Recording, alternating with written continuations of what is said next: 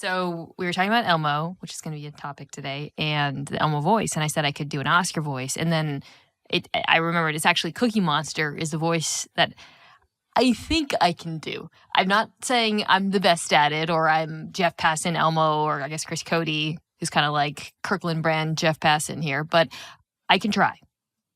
Let's hear it, even though you don't know the difference between Oscar and Cookie Monster. Let's hear what you've got. Don't put any pressure on it. Let it go. Let it fly.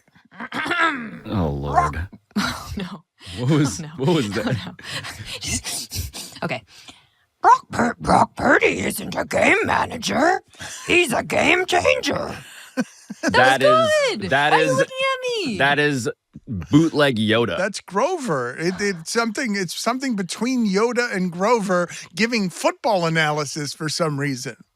Oh, Big Dan Le Batard thinks he's so much better than me at voices. Let's hear your voice, Dan. No, because the only impersonation I do, the only one, is one of the characters in Harry Met Sally talking about how they fell in love, and I don't think it holds up. It's something that would have been funny in 2002 and would not be funny anymore. Yeah, I thought it was going to be a different scene from When Harry Met Sally. I thought we were about to get Dan Le Batard's screaming female orgasm. Yes, that's exactly what I was saying.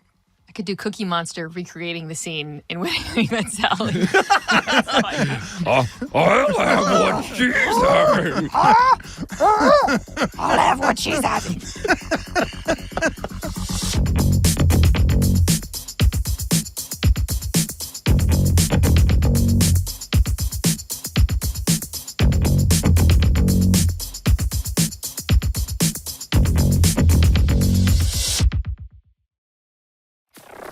All right, so I wanted to start the show with a little bit of sports, and I mean that very sincerely, because the Taylor Swift thing with the Super Bowl, we'll get into that to some extent, is one part of the whole like right-wing war on America's biggest event. But it's now gone beyond that, beyond Taylor Swift, into just football itself. And I want you to listen to this as our first sound of the show today. I mean, let's be real here. This is bread and circuses on steroids. Major League Sports, in and of itself, is nothing but a PsyOp. Get kids plugged into the cycle of going to public indoctrination camps, playing sports for their school, and going to games. Many end up devoting their entire childhood to competing in various sports, only to be cut from the team, at which point they become brainwashed into supporting professional teams because they know their dreams of becoming a pro athlete will probably never happen. So then they become obsessed with some grown man who gets paid millions of dollars every year to throw a ball around while promoting poison death shots and child slave labor through various brand deals and endorsements. So sad. Let's see who ends up winning the Super Bowl and if there's a major presidential endorsement coming from an artificially, culturally propped up couple this fall. Only time will tell. But don't forget who warned you and predicted it before it happens. So that is One American News Network. And if I showed that to you in like 2015 and I blocked out the lower third, I think a lot of people would guess that that came from MSNBC. The idea of sports being this sports ball. But suddenly, like, we've gotten to this point, Mina, we've gotten to this point where the right wing, the movement, has decided to attack just sports as a concept, which to me is just the worst political strategy for that group of all time. Yeah, there was a few things while that woman was talking that made me react in the help I'm hit fashion because she was kind of nailing me. But I think you're right. It reminds me a little bit of, I can't remember which network it was. Somebody was criticizing Taylor Swift for flying private. And it was pointed out that, wait, so now this is a pro-climate change argument, right? And I think that's similar to what you're describing, which is yes, you go so far right that suddenly you're flanking from the left, is how I would describe that clip we just watched. It's what I find fascinating about this is sports, and this is actually kind of a continuation on something I think we've talked about, us three. Sports and Taylor Swift are the closest things we have in modern society to monoculture. No Like, there's question. nothing else. There's so few things now, and this is actually another thing we're going to talk about. It gets out, but there are so few things that are almost I wouldn't even say universally liked. They're just a universal product that everybody consumes. Yes, they're enormous. They're the biggest tent that everyone still walks into, despite liking many other things otherwise. Marvel My Marvel husband- movies are somewhere in there, right? A distant third, though. A distant third these days, I would say. Yeah, my husband is a music producer. You guys know this, and I remember asking him a couple of years ago, "Do you like Taylor Swift? Like, do you appreciate her work?" And he looked at me and he was like, "It's like an iPhone. I don't know. It's just like I don't dislike it. He wasn't pro or con. His point was just that it is everywhere. It is ubiquitous. It is appealing to everyone or most people, it seems. And that's what I find so fascinating about this and what Pablo said. The fact that all these conspiracy theories and hate and politics are being projected onto two things that are so wildly unobjectionable or wildly just Normal, generic to an generic extent mainstream. Yes. Yeah, it's fascinating. I don't think it's strategic. I think it's just throwing darts and they happen to land on the biggest possible bullseye. But before the last few months of this, wouldn't you say that the single most objectionable thing about Taylor Swift was just that she's everywhere? That was the greatest trigger on anyone not liking her. That she's had too much success, she's got too much of everything, and then someone goes to her show and there are people outside the arena singing her song because they cannot get in, and then they see the show, the people who are there, and they're like, well, that's kind of amazing. But what was objectionable? She's like something out of Disney, but now Disney's also objectionable. Well, it feels like what they've done is they've bullied Goliath into being a David. And so the NFL and Taylor Swift are like this weird underdog against this political movement. A political movement that I will remind you used to be sports personified. Like, the reason why this is so funny to me is that, like, the Republican Party, the right wing, once upon a time, Gerald Ford, right? Like, playing football. I think of all of these guys, these jocks. It was the party of jocks. It's the party of all these politicians who, in the caricature from the left, were like the numbskulled, football-brained idiots.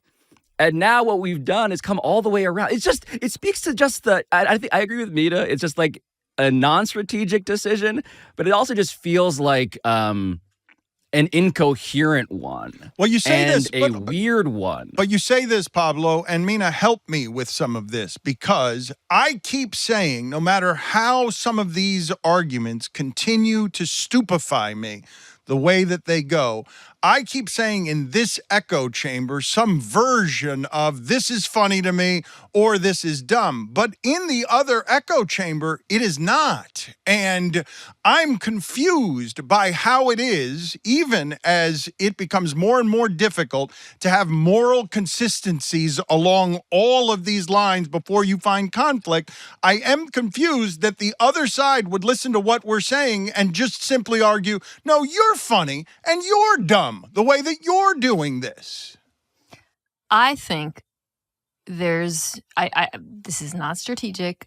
Look, the AFC Championship game just broke records. People are still watching football. This is not a calculated, let's take the side opposite football because it's not popular. Football is as popular as ever.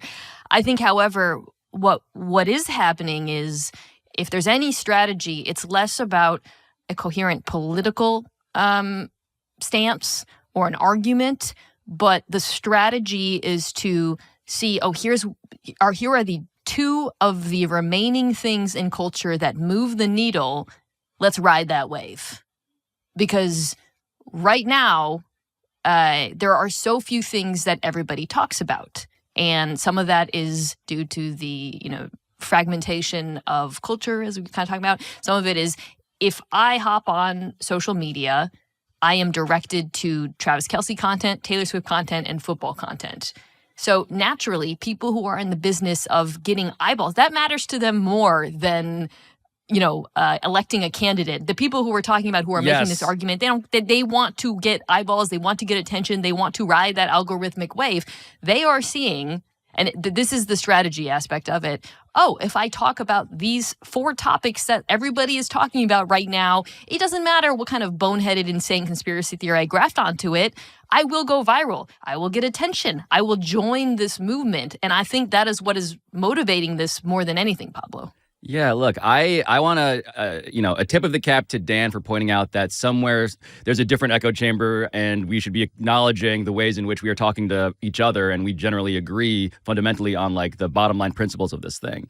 But what we're trying to do also, as Mina just did, is sort of discern like what's really happening here and why. And you're right, it is about engagement in any form. And it also means that this party, which used to embrace sports, remember, like Colin Kaepernick used to be a campaign issue because he wasn't sticking enough to the thing that now the right wing is saying should not be stuck to as a general thing people should like. And so the people who are invading, who are like in this tug of war maybe for like the soul of the right wing movement, include this guy. Travis Kelce is this guy who also kind of out of the blue became this big-time celebrity, really rich, really powerful.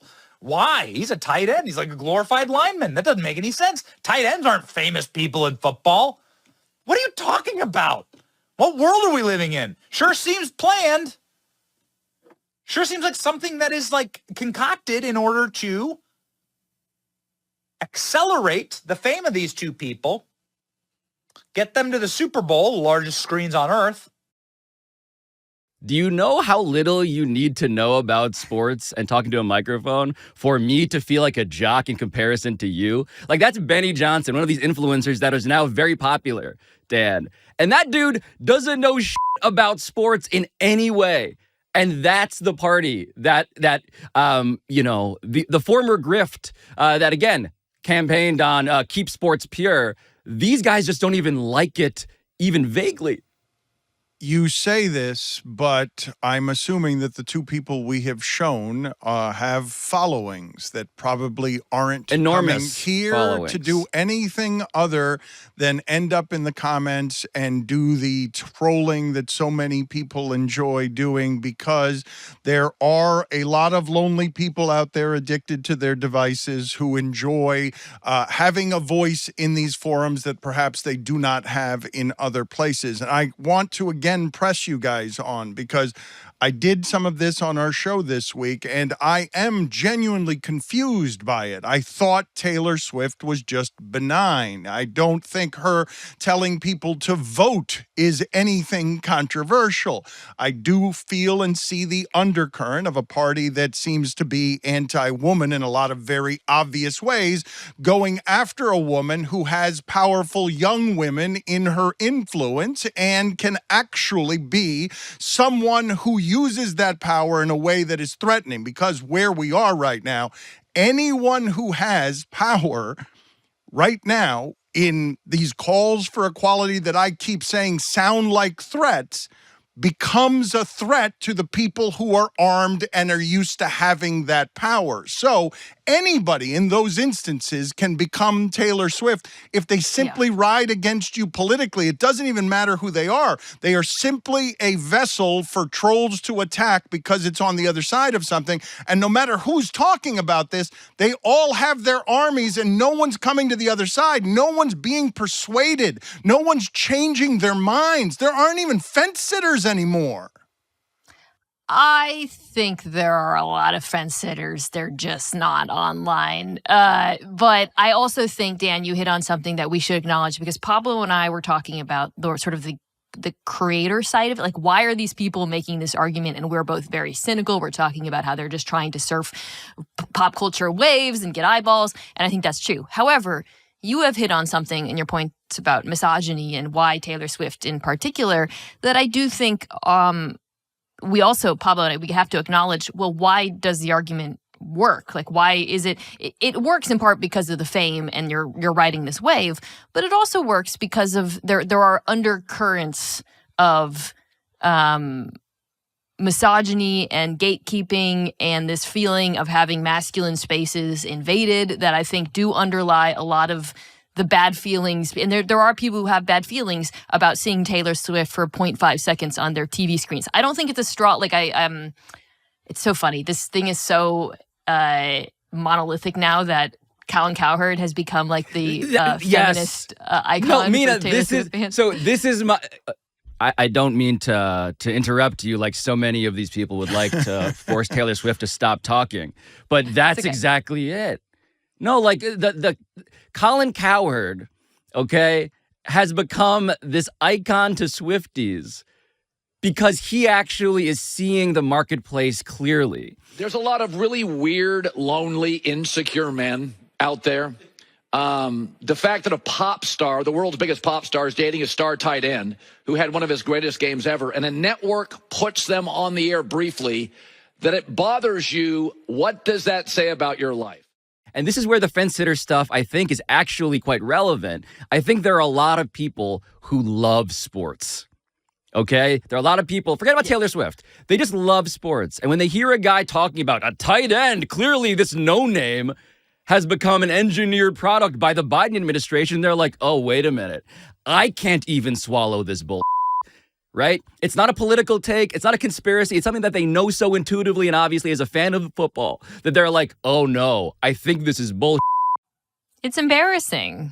But Mina, you can talk to you can have specific experience and knowledge how men or cavemen have reacted to you invading the man cave. You particularly, you coming in to the football sphere and sitting next to Ryan Clark and Orlovsky and Dominique and having your opinion, looking the way you do, looking like most people don't look when talking about football over the last 50 years. You've invaded this space and you've been made to feel welcome by colleagues, but I think the constituency, the customer, has made that somewhat difficult for you. That's been an obstacle course. Yeah, I think, though, you have pretty different dynamics at play. I think for me, a lot of the misogyny or resistance I've encountered over the years has been men feeling suspicious of why is she here? What credibility does she have? I must know more, etc. I think with the Taylor Swift backlash, and it's not, universal, and maybe it's even being overstated. I don't know, but the impression I get is that people are annoyed with the idea of the product, or rather other fans being allowed into their space. I don't think most men who watch football games are like really upset by the fact that they're showing Taylor Swift for 2 seconds. I think they're upset with the idea of what it signifies.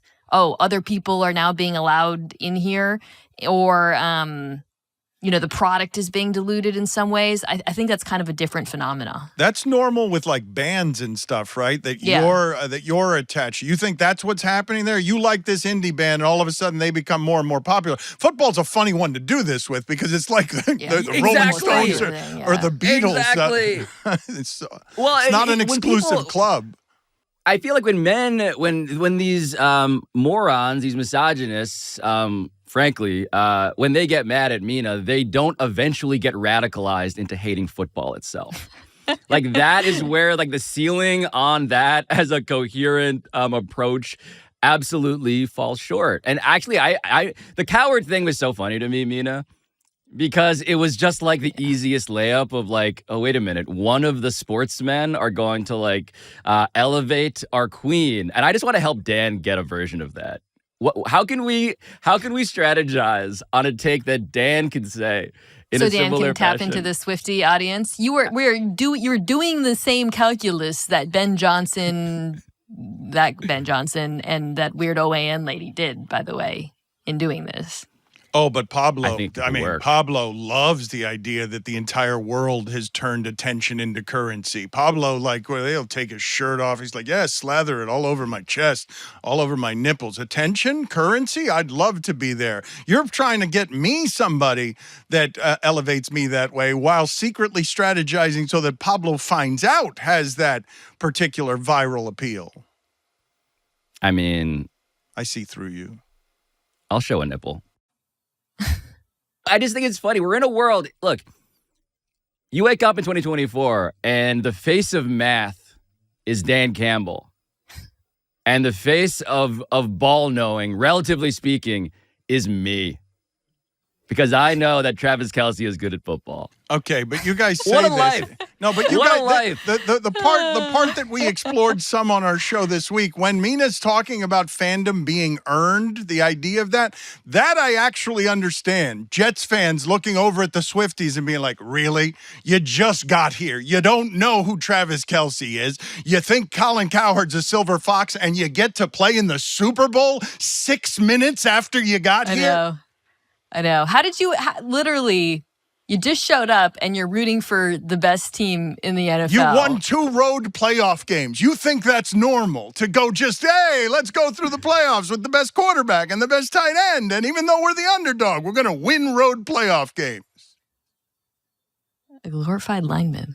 I just caught Dan with acidity say silver fox, and I think that's a solution. That's the pivot Dan needs to make. Don't seed silver to Cowherd as his brand. You can compete on that front, Dan. Just go get gray or have more stress and death in my life. Just go. Yes, good suggestion. Perhaps I'll do that. Excellent. Yes. My face is aged 20 years in the last 2. Yes, let's do more of that.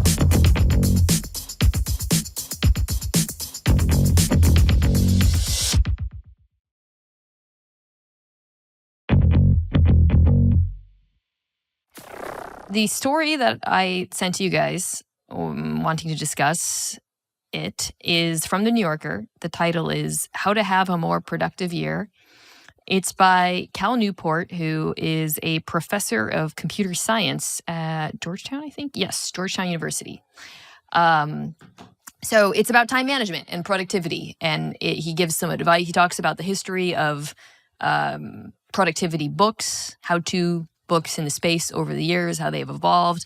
And then, and this is really the focus of it, the unique challenges of productivity, or of trying to be productive rather, at a moment where not only are we inundated with distractions because of the internet, people can reach us at any time, which also makes it very difficult to segment your schedule, to get things done, to be productive. So he has some advice on that in terms of time management, to-do lists, organizing, being fluid. And I brought it up to you guys because... Because you bragged on a text chain? Because you bragged I did brag. Unapologetically? Listen, okay, I'll just tell everyone what I said. Please. There are not many things that I feel very confident in, that I think I'm great at. Very few things that I would toot my own horn about, that I would view myself as being an expert in. I am amazing at time management and productivity. I have always been amazing at time management and productivity. The nerdiest possible brag. I just get things done on time. I don't know what to tell you guys. I am not late. This was in college.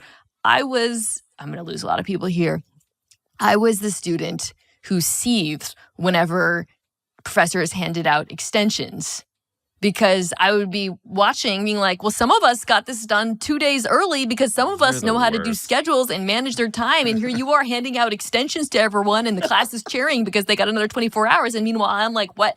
Should have gotten your shit done on time.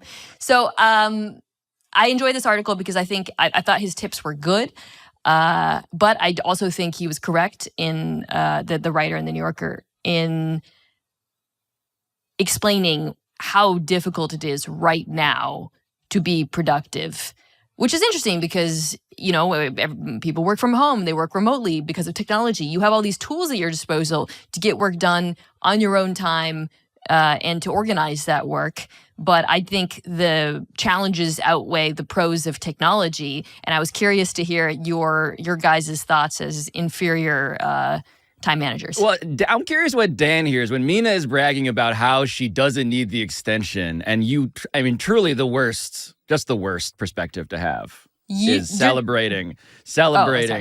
No, just celebrating a gift that basically means that everyone who could have used an extension is actually just playing the game wrong. Like, come on. Spoken like someone who got a lot of extensions, by the way. Love a sudden extension. Love a grace period. when you show up late to your own show potentially. But Dan, I hear discipline in that. I hear Mina saying like, my superpower is discipline. I can actually just do the thing that I say to myself I need to do. And I don't see you in that way necessarily. I think this is fair to say, certainly compared to Mina, but maybe in general, I believe you to be, Pablo, someone who is inclined to certain procrastinations, a lack of discipline. I'm not efficient. Some people might call it lazy if they wanted to be pejorative. I had never considered the question before Mina asked it. It's not something I had ever thought about. Am I good at time management? And then I started thinking about it because my brother was an artist, and I am in a creative field, and both of us, coming from exile families, both of us never missed a deadline, ever. It was not one of the options, and it was unusual that it was sort of, I was surprised when I got to ESPN and ESPN the magazine that it was sort of understood that writers were going to blow the deadline because they're used to working with creatives, and that's how that one goes. But I also, when I started thinking about it, because I was made responsible by my parents at an unreasonably young age that you can argue might steal some childhood, I would say that my punctuality, my always being aware of how much time there is, gets in the way of being present, gets in the way of just enjoying where you are at that moment, because you're always cognizant of, I've got this on the horizon. And if you're a task completer, and I don't know if this is gender specific, but I know men like to fix problems and be task completers, generally speaking. If there is some of your identity wrapped up in that, you're not going to enjoy moments to moments because you're always off to the next one. My mother used to say when I was little that the thing that she remembers about my imprinting as a child is I'm on It's a Small World, the ride, and I'm in the middle of the wonder and discovery of that, and I'm like, and what's next? And what's next? And I mean, if you get to 55 years old on what's next, and you're on the It's a Small World ride, and you're not filled with wonder and awe and joy because you got to get to the next meeting. I have so many thoughts about this. So I mentioned actually earlier, my husband is a music producer. My husband is very creative. He's an amazing writer.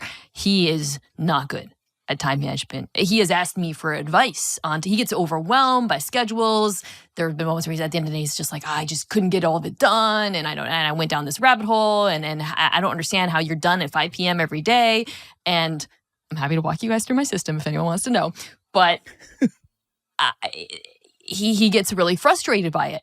However, I also think a lot of his creativity, some of his best work, stems from the fact that he is willing to go with the flow and go down those rabbit holes and, emerge 24 hours later with a unique idea, or he's seen something in a way that he didn't plan on because he let himself get lost in his work. I have always viewed that actually as a limitation of mine. And as much as I'm here bragging about time management and getting things done and my productivity, and I do view those as strengths, I also feel that a negative side effect of that, Dan, is that I don't go with the flow sometimes. I always, was really stressed about this as a writer because I was so hell-bent on meeting deadlines, getting things done. And then I would turn in my work and then feel like, but maybe I missed out on something interesting or something unconventional or creative because I was so strict with myself about being productive. And I felt that way in school as well. Like, you're always going to be, I always felt, Mina, you're going to be good at enough to get it done and get it done well, and the teachers love you.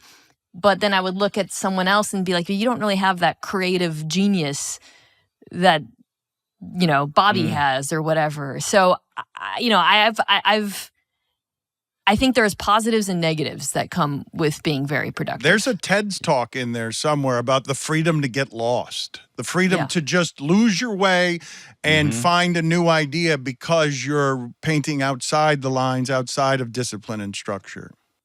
Yeah. It's funny, like as a writer, I think I'm more like Nick, Mina's husband, and just like my capacity to get lost and literally lose track of time.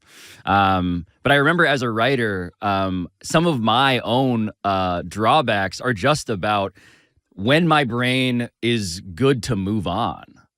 Like, I think something I admire about Mina is like, it's good enough. I'm gonna move forward. But and Mina, I told Mina, do you ever, forgive me, Pablo, but do you ever show up late or lose track of time? Does that, because I rarely, if ever, and Pablo, let's come back to what you were saying I there. get the drift, okay? I get the gist. I'm the one who's late on the show. No, Yeah, but I'm saying that almost with envy, though. I'm not saying that my responsibility has obviously gotten me some of the things that I want, but one of them is not the creative expressions of things that will be found because you've stumbled in a different direction than the one that was scheduled.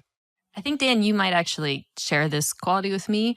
I'm extremely regimented professionally, and then outside of work, I'm very disorganized. And I will get lost in like hanging out with a friend and suddenly I'm like, oh my God, it's been 4 hours. What are we doing? So it's interesting. Maybe my capacity for organization only goes so far because I think a lot of people who would describe themselves as organized, it is totalistic, right? They're like, this is how I am. Everything is regimented. It's really just work with me. Me too. Yeah, like if I showed you guys the other side, if I just spun the camera around and you saw the office, it is appalling right now. Like I like how Mina's office looks like my inbox, which is to say like 25,000 unread emails. Mina is an inbox 0 person, but now she's spinning us around on YouTube and the DraftKings Network to, oh man, there it is. So literally the order is only in this one little box of her life, this one little box where this hermetically sealed box where she lives a couple for of televised shoes, purposes. like a shoe hanging upside down somehow. You were saying though, for, Pablo, I interrupted you. I'm sorry. No, it's something I've told you about before, which is like for me, I almost need to give myself permission. Like I've checked the box on this being as good as it could be. I am kind of just OCD in that way. It got to the point where when I was in a Google Doc writing stories when I was a magazine writer, I realized far too late that the only way I could really feel comfortable moving on to the next paragraph was for the previous paragraph to feel like a rectangle. Like it needed to be evenly weighted. So like I hate it. If the last like line visually? of the previous if the previous line of that if the last line of a paragraph was just like a dangling word and a period, I would literally change the paragraph. That's like bringing Make it worse, arguably architecture school to like the circus. Like, what are you doing? Yes, that's no. That's not right. It was deeply unhealthy and admittedly revealing about like what I need to feel like okay, good enough to move on.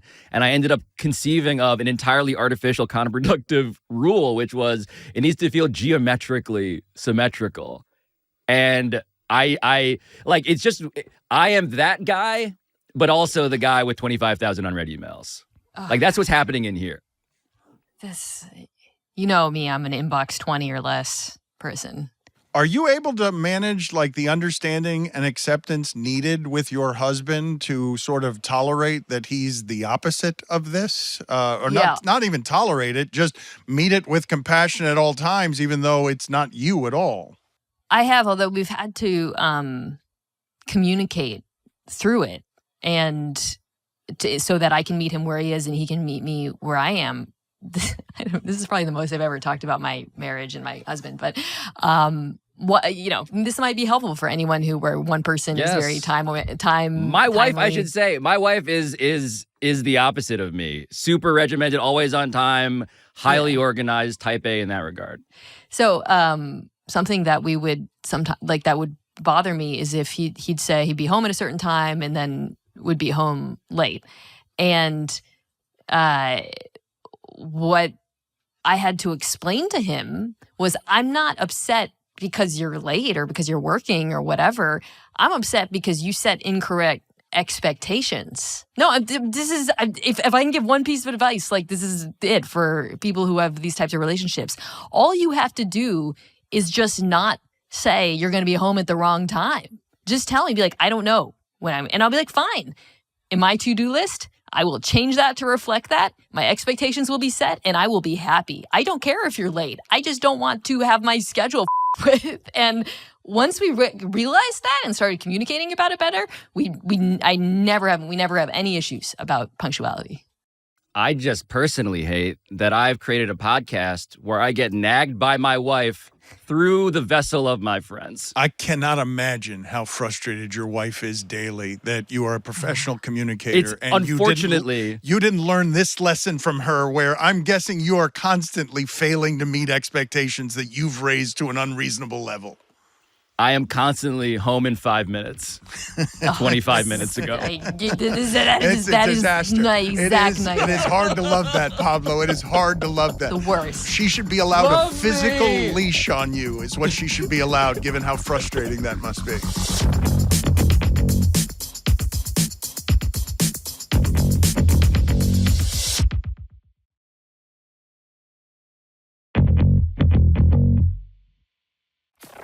You will forgive me after we've talked about discipline and organization that the article I was supposed to have in front of me to tell you who wrote it and what it's about is not in front of me because I left it near a sandwich outside. However, the article points out in the New York Times that what happened when Elmo simply asked the internet on what used to be known as Twitter, how's everyone doing out there? The response, the clinginess of the internet responded with a sadness, an acidic well of unhappiness that basically told Elmo that everyone is in a deep, deep acid pit of despair. And I know that this isn't surprising. I know that many people on the internet are not merely addicted to the internet, but are also addicted to the ability to show some of their personalities on their internet, have a voice they might not have in other parts of their life. And the part I wanted to talk to you guys about, because I believe social media is the single largest untreated addiction that we have in the globe, where people aren't paying attention to the fact that we kind of like this thing even though it makes us unhappy. And if you live in this thing and addicted to your devices, you will find more and more unhappiness. Why are you laughing, Mina? Because this is a story about Elmo and I've gone dark on it? Because while you were talking, I picked up my phone to look at the article because you didn't remember it. And then my fingers, like literally, it was like an out-of-body experience, switched over to Twitter. Just your addiction. Okay. I literally just instinct drove them. Sorry. This is a podcast and also an intervention. Yeah. And so, but I want to talk. I need it. I want to talk about what's happening all over the globe in a way that we all understand. If we were all wandering around addicted to heroin, we would understand that there was a health consequence to this. And if we're wandering around addicted to something that foments so much unhappiness that it metastasizes when an Elmo character merely asks how you're doing, this has to be treated. Unhappiness, mental health combined with an addiction, all of this, even through a cartoon character, should alarm us on what's happening in the world right now, where people are everything from broke to broken. And I just find it all disheartening. And I have found, because I can't frisbee my iPad into the ocean and just be done with it, that I am consistently with a feeling of a film of anxiety on me that's not normally there because are you doing it again, Mina? Are you back in? You're the only person I know who uses their iPad to look at social media. Am I? I'm the only person. Frisbeeing your iPad. Dan into is the at a ocean. concert videotaping it with an iPad. He is that guy. It's just a bigger screen. I need a bigger screen because I'm not just old. I'm not just old technologically. I need a bigger screen with bigger fonts. The phone's too small. My hand's too big.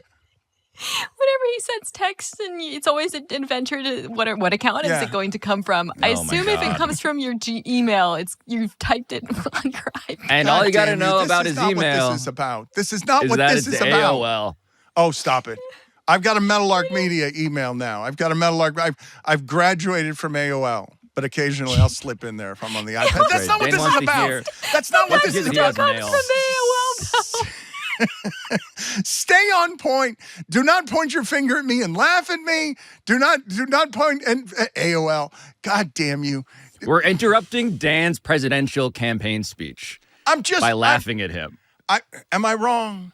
Did you not read the No, story? Elmo so stories don't make me sad. They don't make me sad. This one made me sad. It's just very on the nose. Like, all of this is clearly the thing that I talked about sports before, is like sometimes you do something often enough such that you immediately know what's bullshit or not. You don't have to fake being informed about it. We all know this is real.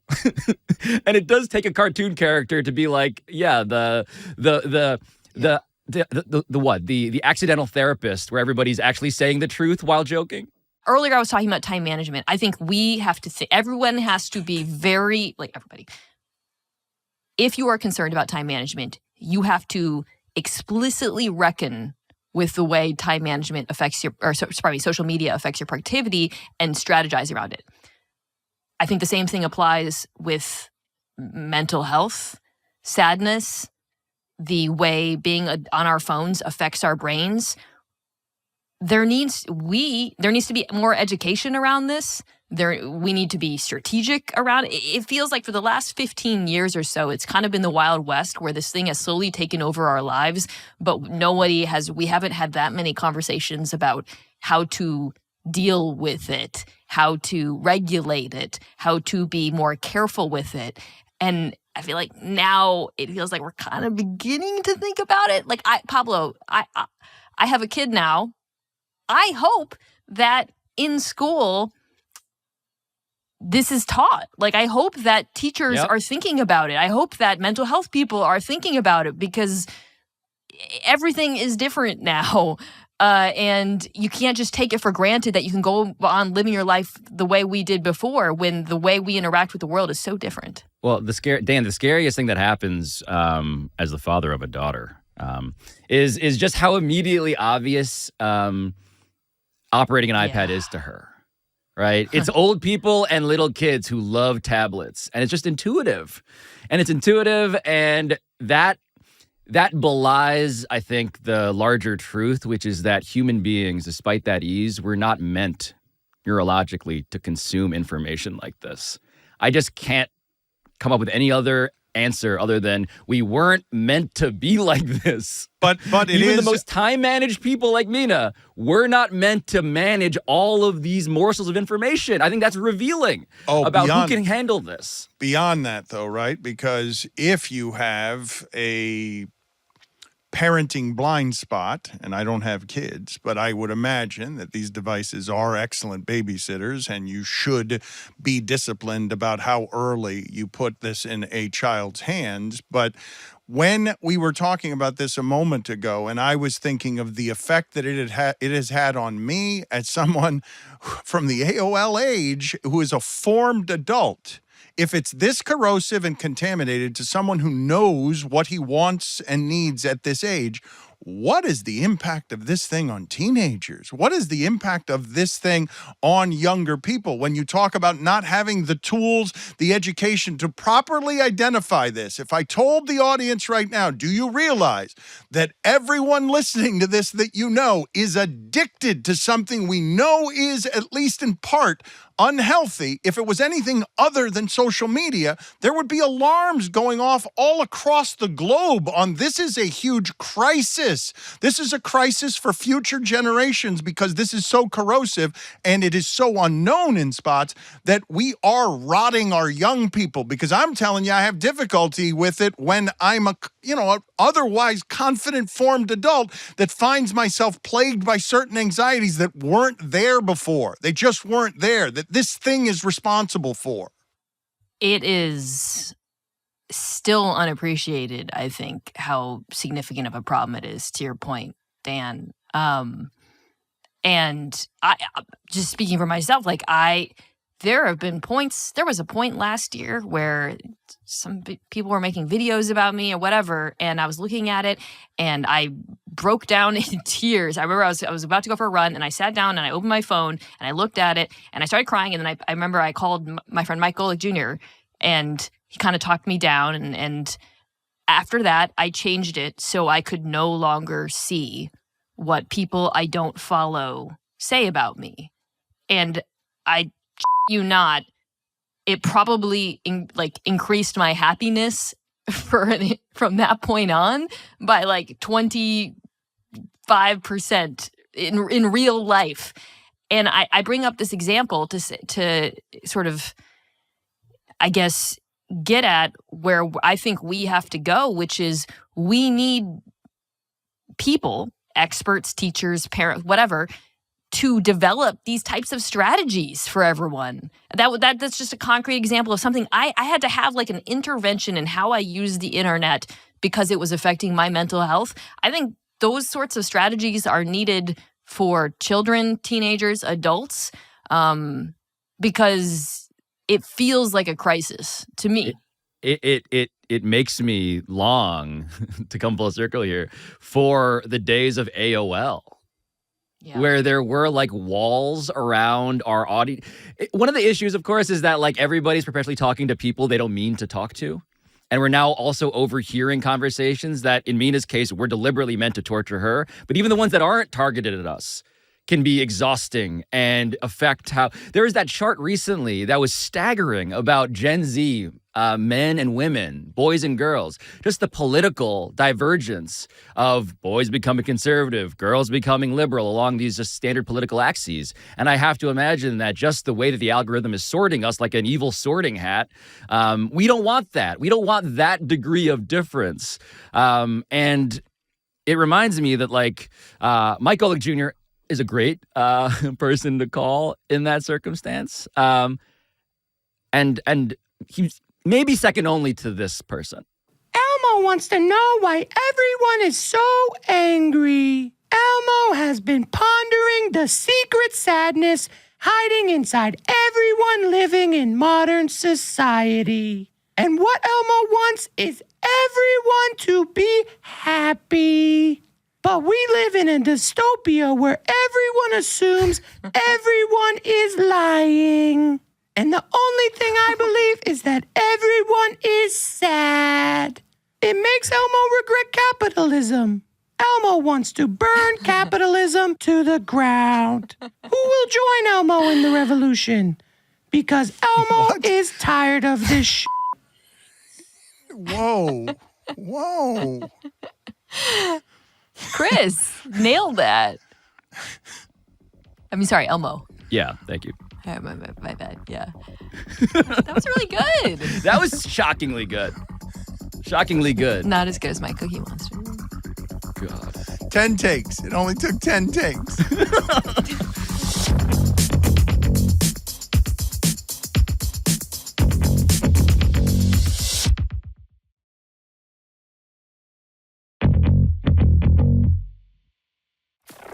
So at the end of every episode of Pablo Torre Finds Out, we go around this table and we say what we found out today. Who wants to go first? I'll go first. I learned more about Mina's marriage than I have ever known before. We got up in there and we found out about what a functional union Mina has in the chaos of trying to raise a little monster. You know, Dan, I was watching you and I could see you had a little bit of hunger in your eyes, so I threw you a few emotional morsels. Oh my God. They were so good. The truffle pig. That'll keep you satiated for a while. Just throw a little bit your way. Well, speaking of marriages, I learned that Pablo's wife is a saint, and God knows what she is dealing with. I couldn't even imagine. God Good almighty, Lord. Right? I mean, I know her. She's great. Yeah, Liz, what I found out today is that I need to text my wife right now before she hears this episode so I can show proof of change before she realizes that it was just content all along. You'll forget. He will forget. You're not will gonna do it. surely forget. He will not do it. You're not going to do it. I'll do it in like 5 minutes. Cookie Monster. So hungry for emotional truths. Tear down those walls. What? Did Cookie Monster become Ronald Reagan at the end? Burn the wall. Tear down the wall. I don't know. Don't co-opt me for your politics. It's not Cookie Monster. It is Yoda. It's Yoda.